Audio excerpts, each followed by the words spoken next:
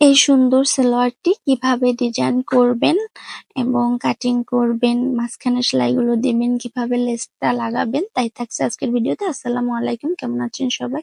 এই যে প্রথমে আমি নিচে 1 ইঞ্চি সেলাইয়ের জন্য রেখে তারপরে উপরে 7 ইঞ্চিতে একটি মার্ক করে নিয়েছি এবং সেই মার্ক বরাবর কাটিং করে নিয়েছি। এখন আমি যে কাপড়টি কেটেছিলাম কাপড়ের উপরে লেস সেলাই করে নিচ্ছি। দেখতেই পাচ্ছেন আমি লেসটা কিভাবে সেলাই করে নিচ্ছি।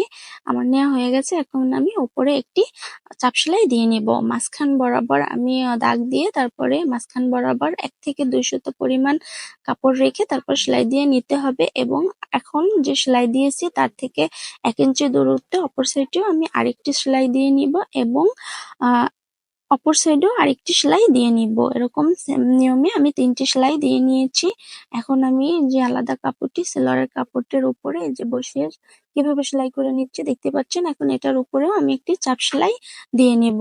নিচে আমি যে 1 ইঞ্চি এক্সট্রা রেখেছিলাম বর্ডারের জন্য ভাঁজ দিয়ে বর্ডারটা আমি ভেঙে নিচ্ছি। এরকম আরো সেলাই সংক্রান্ত সকল ধরনের ভিডিও পেতে আমার পেজটি ফলো দিয়ে রাখবেন। ইউটিউব থেকে দেখলে চ্যানেলটি সাবস্ক্রাইব করে দিবেন। এই যে উপরে এখন আমি আরেকটি সেলাই দিয়ে নিচ্ছি। এই যে দেখতেই পাচ্ছেন আমার সেলাই দেওয়া হয়ে গেছে। এখন আমি আমার পায়ের মেজারমেন্ট অনুযায়ী সেলাই করে নিয়েছি। ভালো লাগলে একটি লাইক দিয়ে দিবেন। ধন্যবাদ সবাইকে।